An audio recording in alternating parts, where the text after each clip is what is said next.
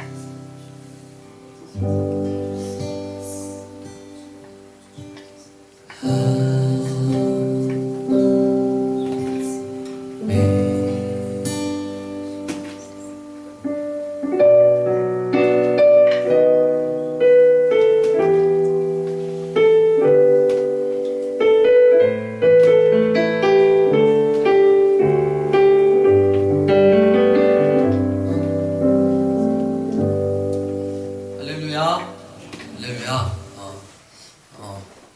하나님을 사랑하는 귀한 밤이 되었으면 좋겠어요. 이번 시간에 우리가 야심차게 열동곡을 준비해 왔는데 일어나실래요? 네, 가지고 이 통로에 좀 있으시면 좋겠어요. 가지고 열어오시면 그냥 박수만 치셔도 되고요. 네, 일어나가지고 이렇게 하고 댄스 가수를 한 명 더 초청을 하겠습니다. 함께 찬양하겠습니다.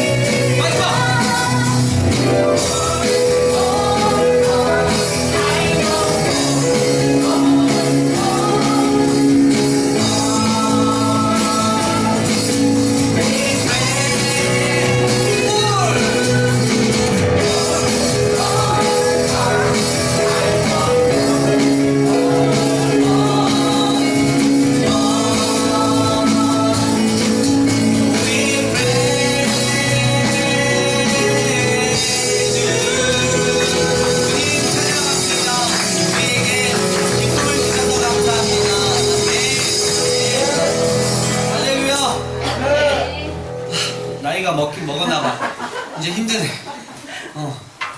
이게 제가 20대 때는 막 5절, 6절까지 있어가지고 해도 막 했는데 지금은 2절 하니까 숨이 너무 차올라가지고 춤을 잘 추시는 분들이 많네요. 주로 베이시스터죠. 허리를 어떻게 돌리시는지. 나를 향한 주님의 사랑 그 누구도 바꿀 수 없네. 나의 영혼 언제나 주를 원해. 나를 향한 주님의 사랑 그 누구도 바꿀 수 없네. 나의 영혼 언제나 주를 원해. 나를 향한 주님의 사랑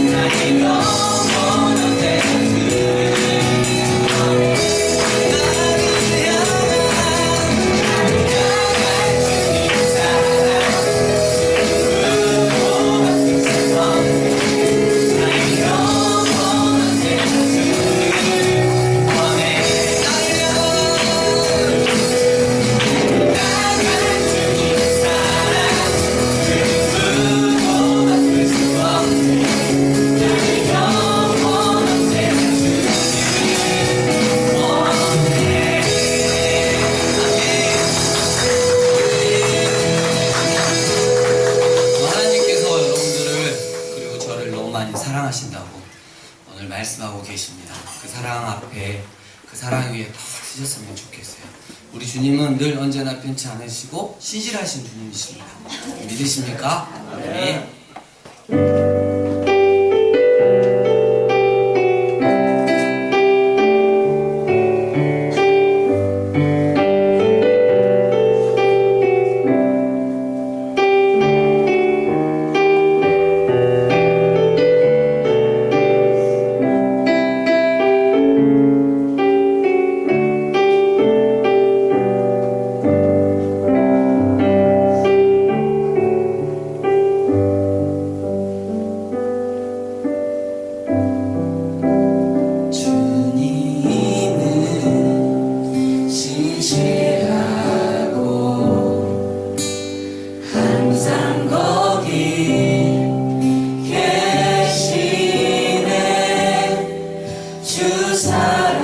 사랑을 뭐라 할까? 주님은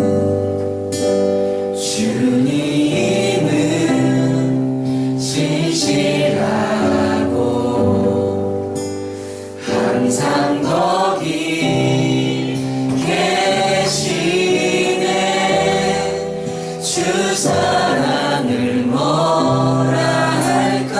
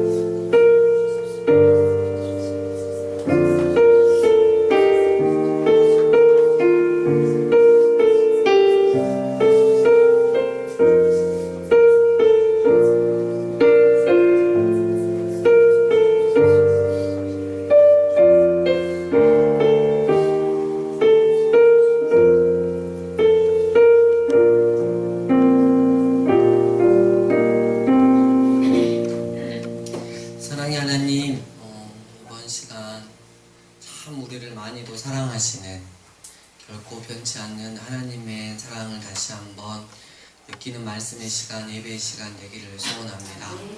우리가 돌아가야 할 곳이, 우리가 머물러야 할 곳이 세상의 그 어떤 곳이 아니라 하나님 아버지의 그 사랑의 자리임을 깨달아 알게 하는 복된 시간 되게 하여 주시옵소서. 부족한 종에게 은혜를 더하여 주시고 성령님 이 예배자들에게 이 시간 역사하여 주시고 감동케 하여 주시옵소서. 예수님 이름으로 기도드립니다. 아멘. 살아계신 하나님의 말씀은 요한일서 4장 8절로 10절까지 말씀입니다. 요한일서 4장 8절부터 10절까지 말씀입니다. 요한일서 4장 8절로 10절까지 말씀 함께 공부하시겠습니다. 살아계신 하나님의 말씀, 사랑하지 아니하는 자는 하나님을 알지 못하나니 이는 하나님은 사랑이시니라. 하나님의 사랑이 우리에게 이렇게 나타난 바 되었으니 하나님이 자기의 독생자를 세상에 보내심은 그로 말미암아 우리를 살리려 하심이라. 사랑은 여기 있으니 우리가 하나님을 사랑한 것이 아니요 하나님이 우리를 사랑하사 우리 죄를 속하기 위하여 화목제물로 그 아들을 보내셨습니다. 아멘. 오늘 말씀은 하나님의 본심을 아는가, 하나님의 본 마음을 좀 아는 그런 시간이 되었으면 좋겠습니다. 우리는 우리 스스로의 인식이 필요하죠. 나는 누구인가 라는 생각들을 많이 하고 위대한 박사님들과 철학자들이 이 문제에 대해서 계속 논하고 있죠. 성경은 이미 답을 다 알려주고 있고요. 아담의 원래 이 원죄 유전으로 인해 우리는 정말 태어날 때부터 죄로 물든 부패한 생명을 가지고 태어났습니다. 이거는 그냥 아이들을 보면 알아요. 죄를 가르쳐주지 않아도 그렇게 죄를 탁월하게 잘 짓는 아이들을 보면 우리의 생명 안에 아담으로부터 내려온 이 원죄가 있구나라는 것을 알 수 있습니다. 그리고 에베소서 2장 2절 3절 그때 너희는 그 가운데 행하여 이 세상 풍조를 따르고 공중의 권세 잡은 자를 따랐으니 곧 지금 불순종의 아들들 가운데서 역사하는 영이라.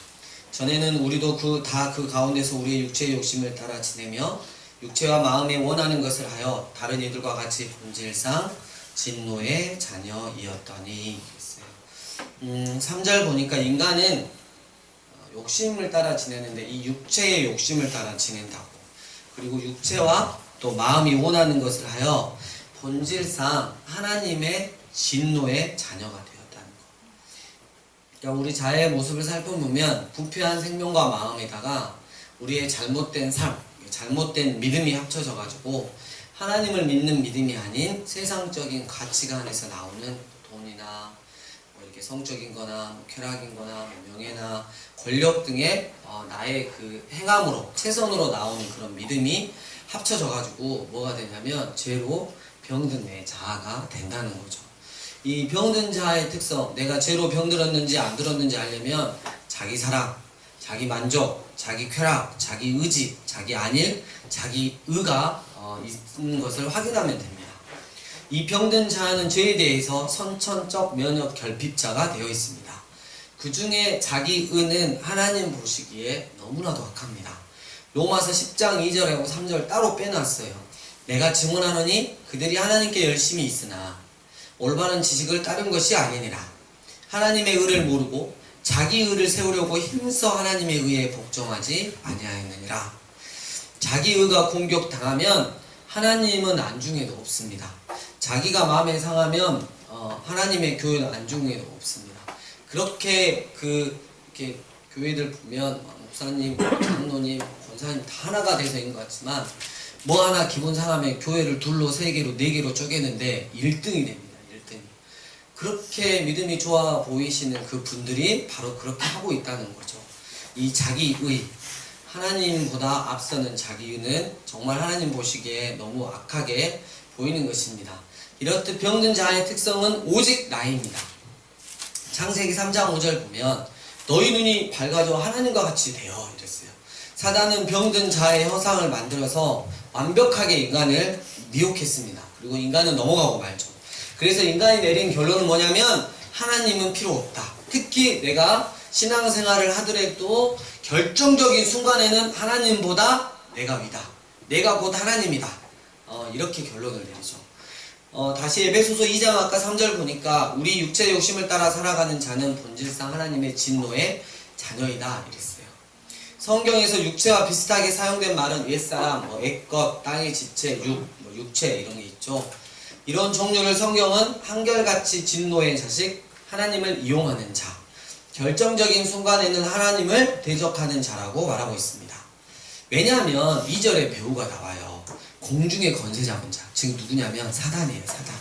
지금 사단이 불순종의 아들, 즉 병든 자아를 가지고 있는 인간들에게 역사하면서 음모를 꾸민다는 거예요. 여러분 알고 계셨나요? 나는 나를 사랑하고 내 의를 세운다고 생각했는데 그것은 결국 공중의 권세 잡은 자인 사단에 의해 완벽하게 조종당하고 있었다는 사실. 말씀이 에베소서 2장 2절 3절이 정확하게 이야기해주고 있습니다. 사단이 한 일 중에 가장 최고의 업적을 제가 뽑으란다고 한다면 인간이 자기 자신을 사랑하게 만들어 놓는 것, 자기 자신이 모든 삶의 기준이 되게 만들어 놓는 것, 이건 정말 최고의 업적이라고 해야 되나? 악행이라고 봐야 되겠죠. 성경은 병든 자아를 가진 우리에게 병든 자아를 고치라고 말하지 않습니다. 병든 자아를 죽이라고 말합니다. 로마서 6장 6절 7절 우리가 알거니와 우리의 옛사람이 예수와 함께 십자가에 못 박힌 것은 죄의 몸이 죽어 다시는 우리가 죄에서 종로로 타지 아니하려 함이니 이는 죽은 자가 죄에서 벗어나 의롭다 하심을 얻었습니다. 여러분 우리가 지금까지 인식하고 있었던 이 죄로 병든 자는 결코 진짜 내가 아닙니다. 우리는 사단에게 완전히 철저하게 속고 살았습니다. 먼저 우리는 나는 누구인가, 나는 무엇인가에 대한 답을 얻기 위해 우리 자아에 대한 질문 자체를 바꿔야 합니다. 나는 처음부터 누구의 것입니까? 나는 누구인가는 하나님 스스로만 하실 수 있는 질문이에요. 나는 누구의 것인가가 피조물로서 당연한 질문입니다. 네, 저는 원래부터 하나님의 것이었습니다. 라고 대답할 수 있어야 합니다. 이사야 43장 1절 야곱아 너를 창조하신 여호와께서 지금 말씀하시느니라. 이스라엘아 너를 지으신 하나님께서 말씀하시느니라. 너는 두려워하지 말라. 내가 너를 구속하였고 너를 지명하여 불렀나니 너는 내 것이라 라고 말씀하고 있는 거예요. 왜 선악과를 두셨나요? 라고 많은 질문들을 할 수 있겠지만 태초에 천지를 창조하시고 인간에게 선악과를 주신 것은 하나님과 인간 사이에 완벽한 사랑의 언약이었습니다. 정말 자발적인 순종에 근거한 사랑을 하고 싶으셨던 하나님. 하나님을 경외하고 하나님을 사랑하고 하나님이 참 주인이심을 기억하고 인식하기 위해 선악과를 주신 것입니다. 그러니까 선악과를 보는 순간 나는 하나님의 것이구나. 나는 하나님의 복된 존재이구나 라는 것을 알 수 있는 거예요. 나를 로봇같이 만들어도 되고 나를 짐승같이 만들어가지고 무조건 그냥 복종하게 하면 되는데 나에게 선과 악을 아는 자유의지를 주셨구나. 이렇게까지 인격적으로 나를 사랑하시다니. 선악과 나무를 보면서 원래 그런 생각을 했다는 거죠. 또 진정한 나는 창세전 예수 그리스도 안에서 발견될 수 있습니다. 에베소서 1장 4절 곧 창세전에 그리스도 안에서 우리를 택하사 우리로 사랑 안에서 그 앞에 거룩하고 흠이 없게 하시려고. 그러니까 나는 하나님의 예정 안에 있었어요. 예정 안에 있었는데 창세 전부터 예정 안에 있었어요. 여러분 근데 이 예정 안에 있는 게 마지막까지 예정 안에 있어야 되는데 가롯 유다처럼 우리 주님이 넌 차라리 태어나지 않았으면 좋을 뻔했다. 그러니까 이 예정 안에 선택이 있고요. 하나님이 선택한 선택이 있고 예수님 자리로 선택한 선택이 있고 정말 해도 안 되는 처음부터 어떻게 해요? 육이 되는 하나님 앞에 버려진 인생이 있다는 거죠. 이걸 어떻게 확인할 수 있냐? 확인할 수 있는 방법 없고요. 우리가 그냥 이렇게 살아가다 보면 나의 믿음이 하나님께 올바로 내가 정말 하나님을 사랑하고 있고 하나님 뜻에 맞게 살아가고 있고 이 모든 게 하나님의 은혜로 느껴진다면 나는 하나님의 예정 안에서 창세전부터 그리스도 안에서 예정된 선택받은 자구나.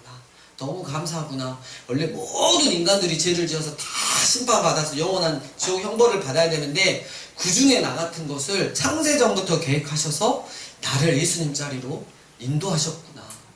와, 이게 어마무지한 거죠. 그래서 이런 것들이 이제 느껴지기 시작하면 이제는 신앙이 믿음이 이제 들어오기 시작하는 거예요. 에베소서 1장 5절 그 기쁘신 뜻대로 우리를 예정하사 예수 그리스도로 말미암아 자기 아들들이 되게 하셨으니. 그러니까 하나님의 예정, 그러니까 이렇게 우리를 부르신 이유는 나를 위해서가 절대로 아니라는 거죠. 주님의 은혜의 영광을 찬송하게 하려는 것입니다. 우리가 찬양을 통해서 하나님의 영광을 찬송할 수 있고요. 우리의 삶의 현장에서 하나님의 영광을 찬송할 수 있고, 내가 혼자 있는 그 내 방, 골방에서도 하나님을 찬송할 수도 있는 것이. 에베소서 1장 6절 이는 그가 사랑하시는 자 안에서 우리에게 거저주시는 바 그의 은혜의 영광을 찬송하게 하려는 것이라. 여러분, 우리는 잃어버린 나의 원형을 찾아야 합니다. 원형이라고 하는 건 우리 하나님께서 꿈꾸셨던 원래의 나예요. 에덴 동산에서 원래의 나의 모습으로 있어야 하는 그 모습이 원형이라는 거예요. 그렇다면 이 진정한 원형을 되찾아 주시는 것은 무엇일까요? 그건 바로 복음이신 예수 그리스도이십니다. 아멘. 때문에 우리는 세상이 주는 절망을 기대하는 것이 아니라 주님이 주시는 평안을 기대하여야 할 것입니다. 병든 자아는 십자가, 즉 죽음에 넘겨야 합니다. 자아 충만한 인생들이 겪는 비극에 대해 아모스서 5장 19절 말씀합니다. 마치 사람이 사자를 피하다가 곰을 만나거나 혹은 집에 들어가서 손을 벽에 대었다가 뱀에게 물린 같도다. 자아 충만한 인생들은 결국은 비극을 겪을 수밖에 없다는, 아무리 피해도 결론은 하나님의 심판 앞에서는 피할 수 없다는 거죠.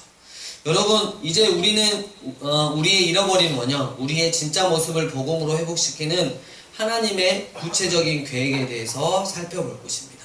다 죄인이었는데, 다 끝장낼 수 있었는데 하나님 은혜로 말미암아 하나님의 의를 충족시킬 수 있는 단 하나, 아들 예수 그리스도를 이 땅에 보내셔서 십자가에 못 박혀 죽임으로 말미암아 너희의 죄를 대속하고, 거기서 나 하나님의 사랑을 온 인류에게 보여주고, 또한 하나님의 공의도, 죄값을 반드시 치르게 하는 하나님의 공의도 보여주시는 그런 것들에 대해서 살펴볼 것입니다. 하지만 그에 앞서 우리가 먼저 알아야 할 것이 있습니다. 그게 뭐냐면, 하나님은요 사랑이세요. 하나님의 본심을 알아야 돼요. 무엇으로 지옥을 만들었다냐? 이게 아니고요, 하나님의 본심, 사랑.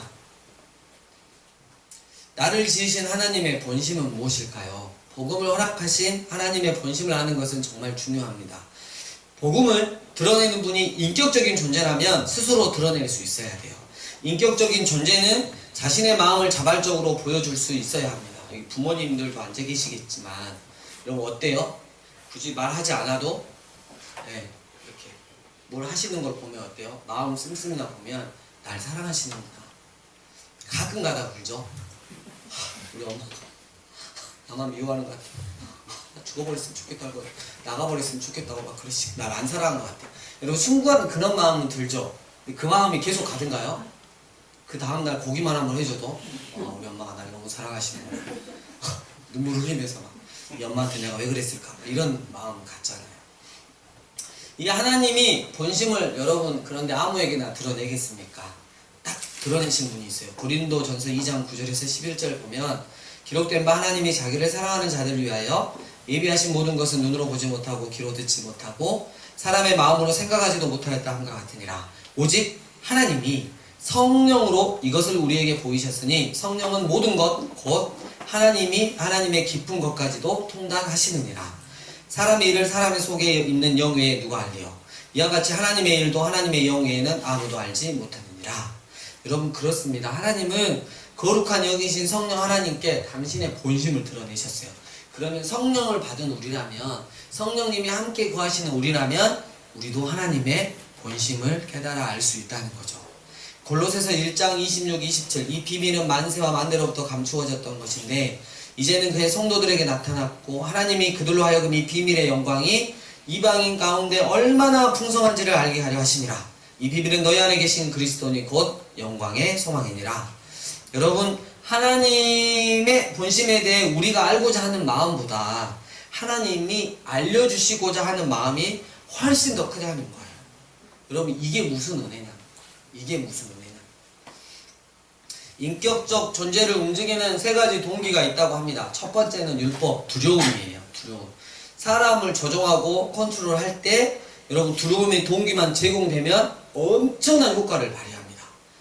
그러면 목사가 이래저래 그런 거 많죠. 율법으로 두려움을 가지고 성도님들을 목회하는 경우가 참 많았어요. 그래서 뭐 큰 소리 지르지도 않아요. 막 이렇게 조용히 하면서 말씀 전하시다가 하나님 말씀 안 지키면 망하는 성경 구절 몇 가지 자 읽어주던가 11초 떼어먹다가 거덜난 이야기, 안식일 어기고 나갔다가 팔 부러진 이야기, 막 이런 거, 주의종 말에 불순종하다가 망한 이야기, 뭐 이런 이야기 이렇게 하면 옛날 사람들 어땠어요? 몸이 무서워라. 지금 어때요? 나가보죠.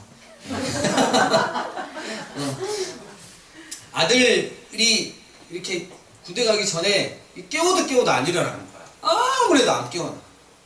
너무 힘들었어. 근데 군대를 갔는데 빡센 군대를 간 거예요. 굳이 아침에 깨워야 돼요? 아니죠. 부쩍 일어나. 뭐 때문에 일어나요? 두려움 때문에 일어나는 거죠. 안 일어나다가 뒤져버릴 수가 있으니까 일어나는 거죠. 그래서 그 아들이 이제 군대에서 그렇게 빠듯빠듯해졌다는 소리를 듣고 너무 기뻐하고 이제 저녁을 해갖고 보면 그게 유지될 것 같아요. 그 다음 날부터 또 어때요? 또 늦잠을 자는 거지. 이 두려움은 단점이 이거예요. 없어지면, 두려움의 동기가 없어지면 그 다음 더 안 한다는 거죠. 그리고 두 번째로 인격적 존재로 움직이는 건 의무감이나 책임감이 있다고 해요.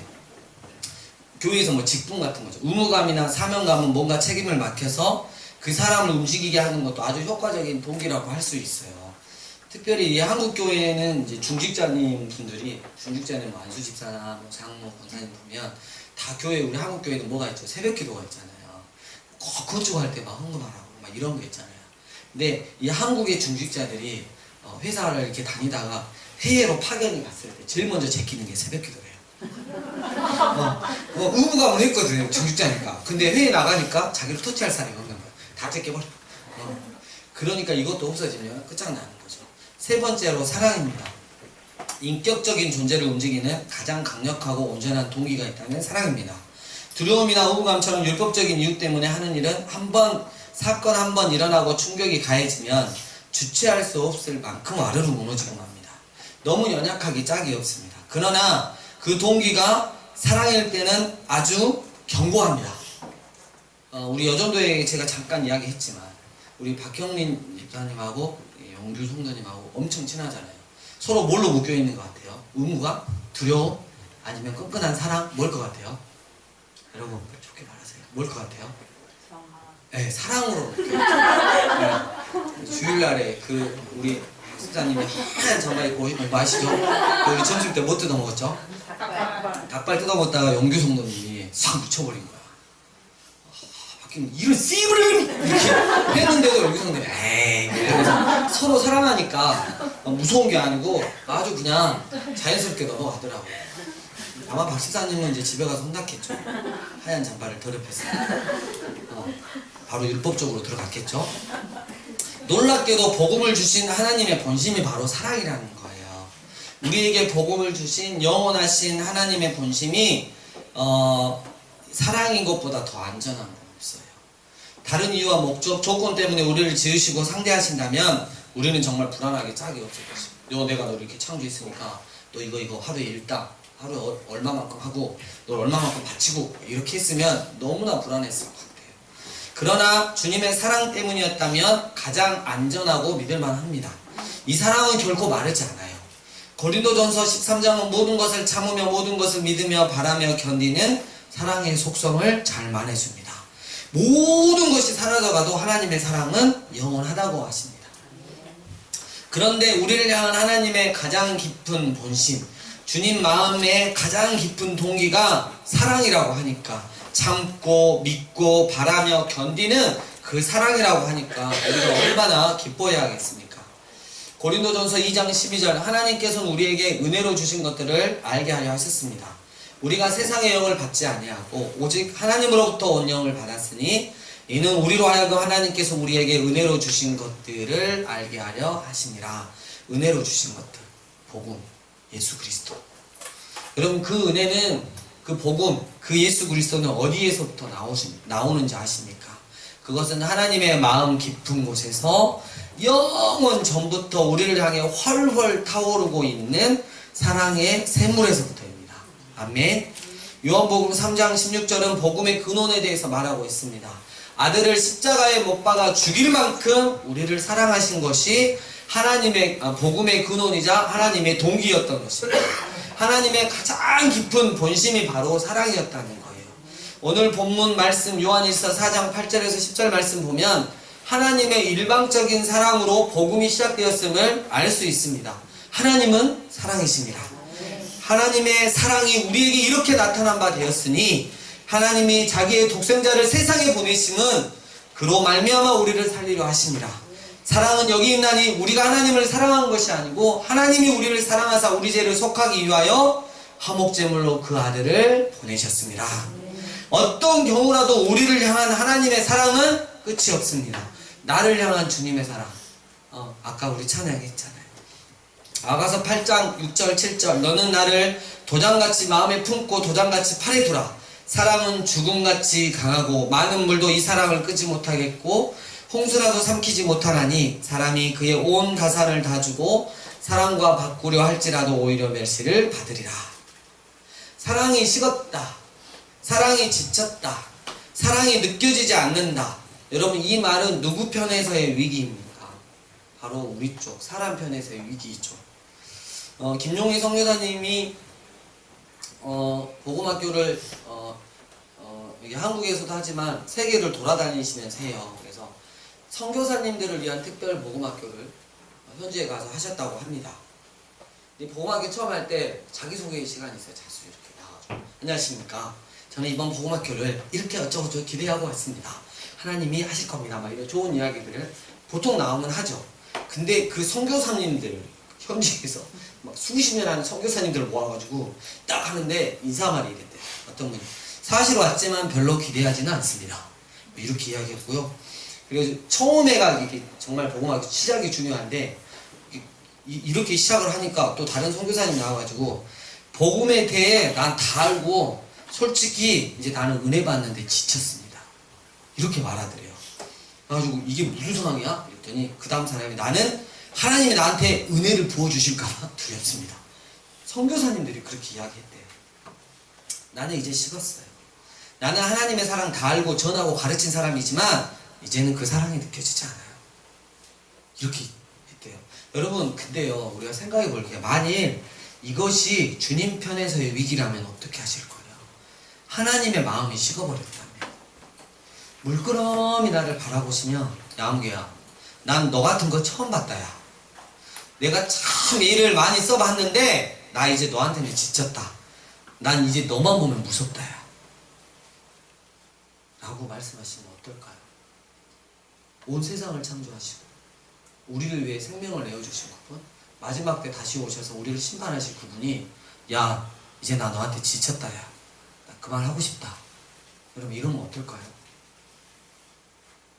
여러분 복음은 어떤 상황에서도 절대 포기할 수 없는 하나님의 본심에서 시작되었음을 믿으시길 바랍니다.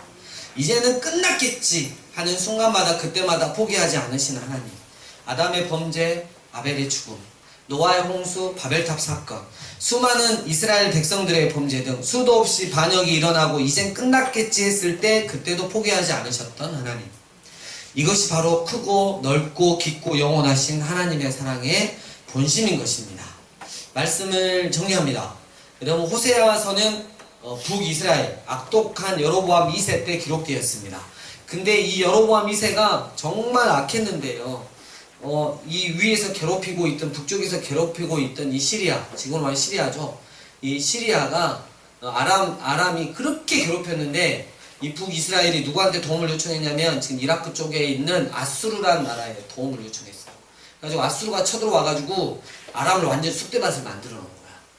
그리고 이제 아수르가 강력하게 영향을 행사해야 되는데 아수르도 치고 나서 어떻게 해요? 쉽게 말하면 이렇게 해가지고 몇십 년 동안 이게 힘든 거야. 그러니까 이 북이스라엘을 건들 사람이 없는 거야. 뜻하지 않게 지금으로 말하면 경제의 기적이 일어난 거야.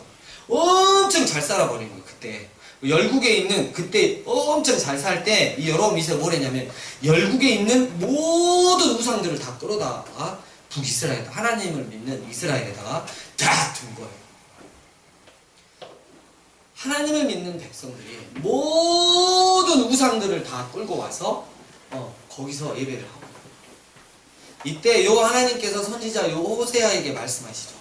너는 가서 음란한 여자를 맞이하여 음란한 자식을 낳아라.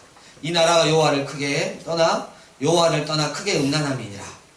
호세아 아내의 이름은 고멜입니다. 부패 완성이라는 뜻이죠.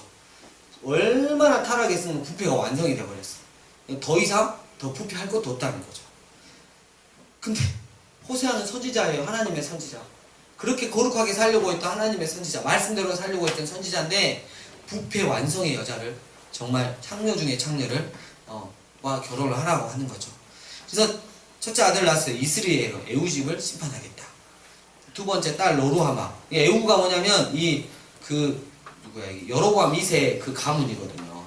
그리고 딸을 낳는데 로루하마, 가차없이 심판하겠다. 차자는 로암미에요. 나의 백성이 아니다. 이랬어요. 여러분, 호세아는 북왕국의 마지막 예언자였어요. 그는 자신의 아내로 말미암아 이스라엘에 대한 하나님의 심정을 이해할 수 있게 되는 거예요. 뭐냐면 여러분, 동네가 이렇게 있어요. 우리가 아는 동네, 다 아는 동네가 있는데 저 여자는 완전히 내놓은 여자야. 성적으로 너무 음란하고 너무 타락했기 때문에 동네 남자랑 남자 싹 건들고 다니는, 그야말로 그냥 보는 순간에 그냥 깝깝해졌어요. 근데 호세아 선지자에게 이 사람과 고멜과 결혼을 하라고 합니다. 여러분, 호세아 기분이 어땠을 것 같아요? 주님 행복합니다, 주님 순종합니다, 이랬을 것 같아요? 아니요. 진짜 쪽팔립니다. 진짜 어떻게 저한테 이럴 수가 있습니까? 주님 정말 쪽팔려요. 나 진짜 부끄러워 죽겠다고. 그러다가 하나님의 마음을 한 거죠. 호세아야, 북이스라엘이 지금 고멜과 같다. 너희가 하나님의 백성인데 나 진짜 쪽팔려 죽겠다. 너희들 부끄러워 죽겠다. 나 진짜 나 진짜 어떻게 해야 될지 모르겠다. 호세아, 너 내 심정 알겠냐? 호세아가 이제 안 거예요. 하나님이 이렇게 부끄러워하시면서 그렇게 밤낮으로 눈물을 흘리고 계시구나, 울고 계시구나. 호세아 아내가 그 은혜로 아내가 됐는데 애를 낳고 좀 있다가 또 바람이 나가지고 나가버렸어요. 다른 남자 많이 차이가 됐고, 네, 그렇게 또 살았어요. 근데 하나님이 선지자 호세아에게 말씀하시죠. 당신의 마음이에요. 가서 다시 찾아가지고 너는 가서 타인의 사랑을 받아, 다른 남자의 사랑을 받아 음녀가 된 그 여자를 사랑이라 그랬어요. 이건 하나님의 마음이에요.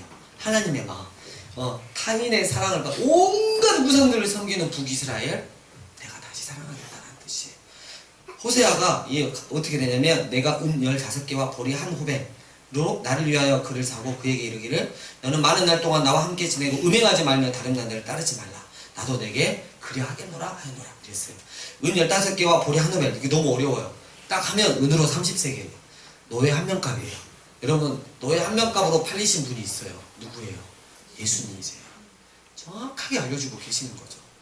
여러분, 어떻게 이럴 수가 있어요? 호세아 선지자가 본래 자신의 아내를 찾으러 갔지만 아내를 얻기 위해 대가를 지불하고 있어요. 여러분, 원래 우리가 하나님의 것이었는데 이 고멜처럼 부패 완성의 이 뜻 이름처럼 우리가 세상 가운데 내 자신을 충만히 사랑하고 세상의 모든 것들을 사랑하고 하나님을 떠나 살았는데, 하나님은 이유 없이 가셔가지고 대가 지불을 하시는데 아들 이스를 잡아 죽이시고 다시 데리고 오시는 거예요. 우리는 호세아서를 통해 여호와 하나님의 애타하는 마음을 이해할 수 있어야 합니다. 우리 때문에 마음 아파하시고 늘 울고 계시는 하나님의 사랑의 눈물을 볼 수 있어야 합니다. 호세아 자녀들의 여러분 이름을 보면 아까 보니까 금방이라도 심판하시고 싹 쓸어버리시고 영원한 지옥으로 보내실 것 같아요. 근데 호세아서 뒤에 보면 11장 1절 8절 보면 이게 웬일이에요. 나만 사랑하는 존재적인 죄인이, 정말 우리는 아직도 변한 게 없는데 여호와 하나님께서 일방적으로 선포하십니다. 에브라임이여, 이스라엘이여, 내가 너를 어찌 놓겠느냐? 이스라엘이여, 내가 너를 어찌 버리겠느냐? 내가 어찌 너를 아드마같이 놓겠으며 너를 어찌 스보임같이 두겠느냐? 소돔과 고모라처럼 너를 멸망시키겠느냐? 내 마음이 내 속에서 돌이켜 나의 국률이 온전히 불붙듯하도다.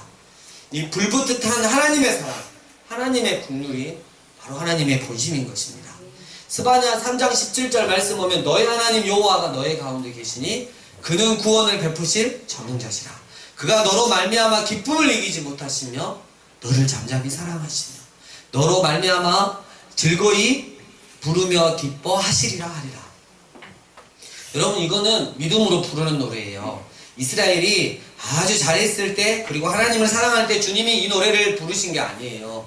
하나님을 완전히 반역하고 떠나간 창녀 같은 그 이스라엘을 향해서 언젠가 당신의 복음으로 회복될 이스라엘을 믿음으로 바라보시면서 하나님 혼자 부르시는 사랑의 노래예요. 사랑하는 다윗 예비자 여러분, 복음은요, 하나님의 마음 가장 깊숙한 곳에서 사랑이 동기가 되어서 시작한 것입니다. 무엇으로도 막을 수도 없고 포기도 없습니다. 그래서 복음은 안전한 것입니다. 혹 우리 가운데 나의 삶은 매번 실패뿐이라고, 주님을 위한 열매가 없다고, 주님께 보여드릴 거 뭐 하나 없다고 스스로 절망하고 좌절해서 나는 과연 하나님의 사랑을 받을 자격이 있을까 하며 자책하며 한없이 작아지는 분이 계십니까?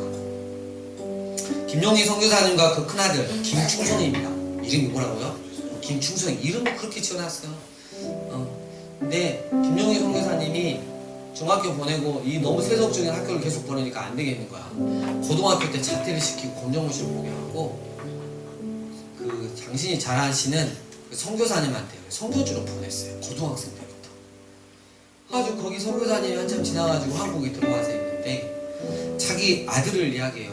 잘하고 있어요? 물어보니까 좀 뭔가 이상해서 뭘 잘하고 있다는 거예요? 아니 이 녀석이 이제 고등학생인데 뭐 하나 실수하고 뭐 하나 하나님한테 좀 잘못하고 뭐 하나 하나님 앞에 불성실하고 이러면 괴로워서 죽으려고 한다. 괴로워서 죽으려고 한다. 그래서 김용희 선교사님이 이야기를 듣고 이건 진짜 안 되겠다. 그날 밤 바로 비행기를 타고 갔대요. 그래가지고 거기 해변가에 불러가지고 아들하고 걸으면서 그런 이야기를 했대요. 이런 이야기를. 야 아들 김충성, 네가 성공하고 잘 나갈 때 너 진짜 분명 내 아들 맞다. 그런데 네가 죽으라고 일을 써봤지만 초라한 텅 빈 바구니만 덜렁 들고 있을 때, 네가 네 스스로 용납이 안 돼 도저히 용서할 수 없을 때, 네가 돌이킬 수 없는 실패자로 형편없이 처박혀 있을 때, 너 그때 똑똑히 기억해둬라. 그때는 더더욱 내 아들이야. 그 이야기를 하고 바로 갔대요. 근데 비행기 안에서 하나님이 자기에게 하신 말씀을 들렸대요. 여기 선교사야, 네가 나를 위해 열매를 많이 맺을 때 너는 분명 내 아들이다. 그런데 네가 만일 죽을 힘을 다해 나를 위해 복음을 위해 살았는데도 열매가 하나도 없다고? 걱정하지 마라. 그때 너는 더더욱 내 아들이다. 더더욱 내 딸이다. 아까 오전에 이 말씀 준비하면서 울었어요. 요즘에 제가 하나님 앞에 거의 빈 바구니 들고 있잖아요. 저는 바구니, 빈 바구니밖에 없어요. 주님, 정말 제가 열심히 특심이어서 주님의 교회다운 교회 세우고 싶은 게 소원이고, 우리 성도님들 한 명이라도 정말 지옥 가지 않고 다 천국 한복판에서 만날 수 있도록 기도하고, 이 다음 세대 주님께 어떻게 좀 돌려주고 싶어서, 되돌려드리고 싶어서 했는데 결국 남은 게 없어요. 눈물이 핑 돌더라고요. 너무나 많이 했던 애한테요. 정말 초라한 텅 빈 바구니만 있고, 내가 정말 죽은 힘을 다해 목회를 하고 이 다음 세대 아이들 가르치고 했는데 열매가 없어. 근데 우리 주님이 괜찮다, 너 그럴 때일수록 내 사랑하는 아들이야 라고 말씀하시니까 주님 앞에 너무 감사하더라고요. 힘을 많이 얻었어요. 나를 향한 주님의 사랑, 여러분들을 향한 주님의 사랑, 여러분 절대 의심하지도 맙시다. 그리고 절대 잊고 살지도 맙시다. 오늘 우리가 기도하실 때 하나님의 이 사랑 앞에 넌 더더욱 내 딸이고 내 아들이야 라고 말씀하시는 하나님의 사랑 앞에 여러분 하나님 앞에 나아가서 기도하시길 바랍니다. 하나님과 사랑에 대한 나누시길 바랍니다. 함께 기도하시겠습니다.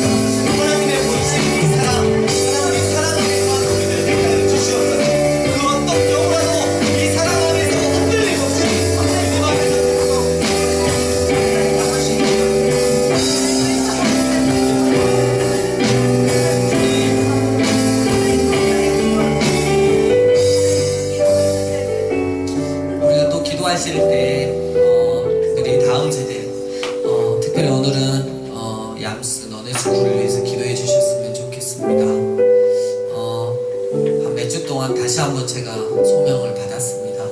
너네스쿨 하나님께서 사랑하신 학교 맞고요, 하나님의 사랑이 머물러 있는 학교 맞습니다.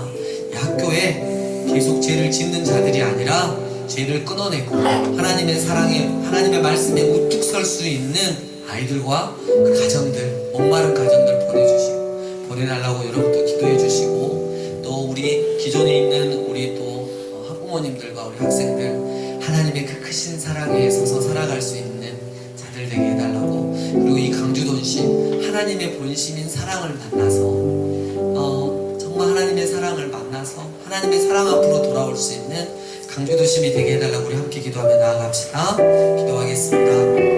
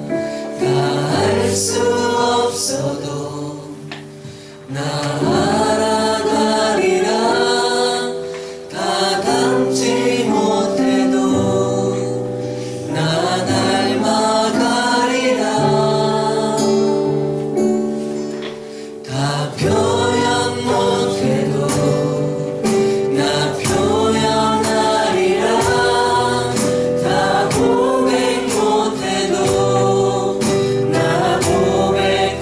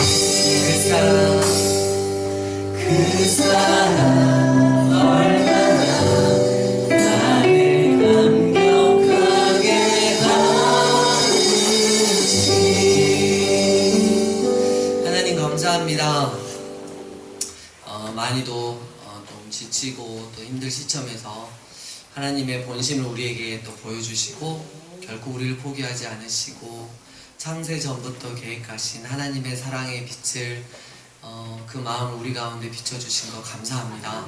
하나님 우리를 너무 사랑하시니 우리도 이제 하나님 더욱더 사랑하고 싶습니다. 아니 사랑하겠습니다.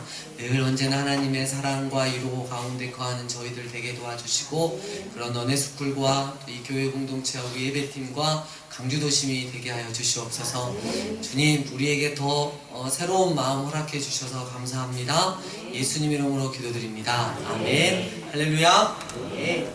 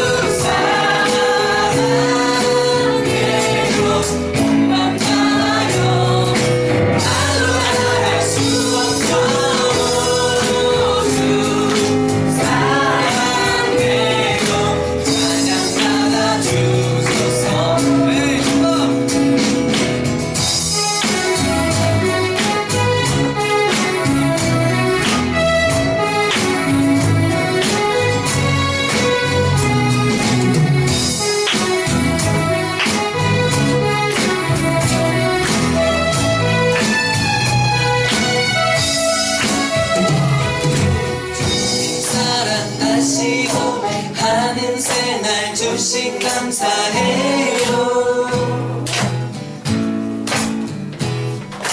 주님 사랑 다시 고백하는 새날 주신 감사해요. 주님 사랑 다시 고백하는 새날 주신 감사해요. 주님 사랑 다시 고백하는 새날 주신 감사해요. 주 사랑